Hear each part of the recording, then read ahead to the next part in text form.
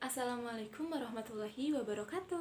Perkenalkan, namaku Rahma Aulia Putri dari kelas 1 MA09 dengan NPM 108217778 Fakultas Ilmu Komunikasi Universitas Gunadarma. Untuk kali ini kita bakalan ngebahas tentang pengenalan sosiologi.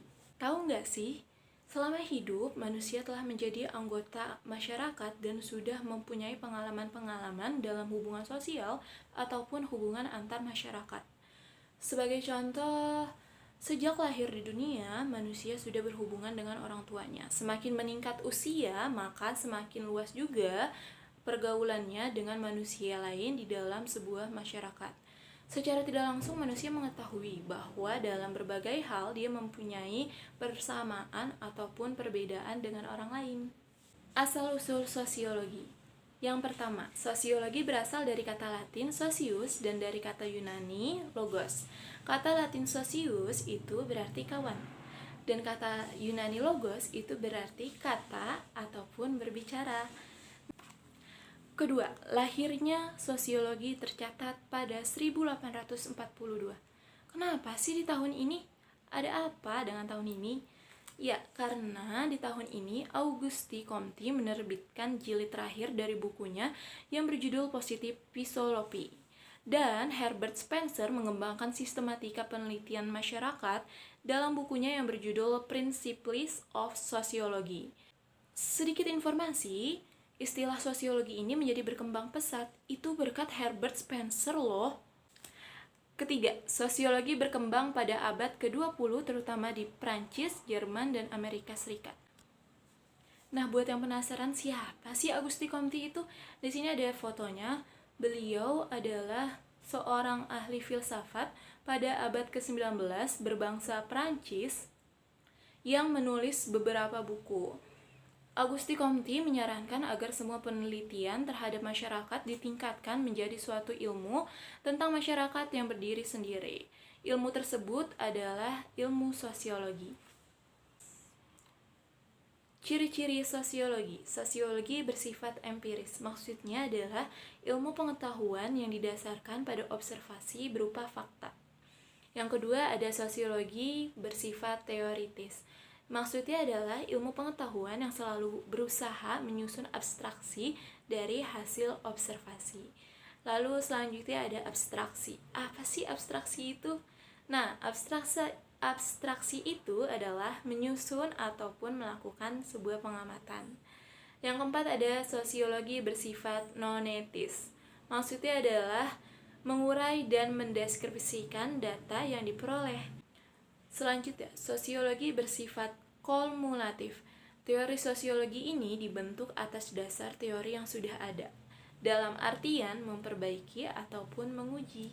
Selanjutnya ada definisi menurut para ahli.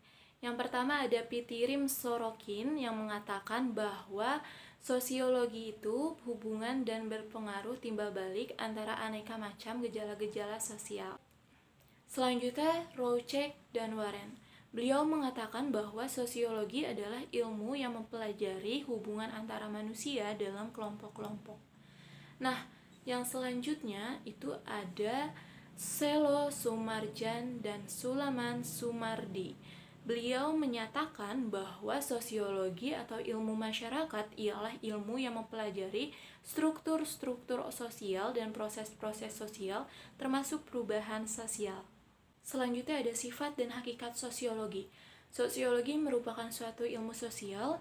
Sosiologi merupakan ilmu yang murni dan terapan, itu maksudnya menerapkan suatu permasalahan. Sosiologi merupakan ilmu pengetahuan yang empiris dan rasional. Ini maksudnya cara yang dilakukan itu dapat diamati oleh indera manusia dan kegiatan itu dilakukan dengan cara yang masuk akal sehingga masuk ke nalarnya manusia. Lanjut di sini ada konsep sosiologi mengenal individu. Individu adalah subjek yang bertindak, aktor. Jadi kita adalah aktor, kita pemainnya. Lanjut ada konsep sosiologi mengenal masyarakat. Selo Sumarjan menyatakan bahwa masyarakat adalah orang-orang yang hidup bersama yang menghasilkan kebudayaan. Kebudayaan ini adalah kegiatan yang biasa dilakukan oleh masyarakat itu sendiri, kegiatan sehari-harinya. sehingga menjadikan itu adalah sebuah kebudayaan. Lanjut di sini ada hubungan individu dan masyarakat. Suasana masyarakat semacam ini disebut homo homini lupus. Maksudnya adalah manusia serigala bagi manusia lain. Nah, kesimpulannya adalah sosiologi adalah salah satu cabang ilmu yang berkaitan dengan interaksi kehidupan sosial masyarakat sehari-hari. Sebagai contoh, kemacetan sebagai masalah sosial dalam penelitian sosiologi tidak dinilai sebagai hal yang buruk. Sosiologi tidak berkepentingan untuk menjustifikasi bahwa kemacetan itu buruk. Tentu saja tidak pula mengatakan bahwa kemacetan itu baik. Jadi maksudnya adalah sosiologi hanya menjelaskan kenapa sih kemacetan ini bisa terjadi. Ketika penjelasannya mengatakan bahwa kemacetan ini terjadi karena publik yang tidak percaya terhadap pemerintah, maka sosiologi tidak menjustifikasi bahwa tingkat kepercayaan publik itu rendah ataupun buruk.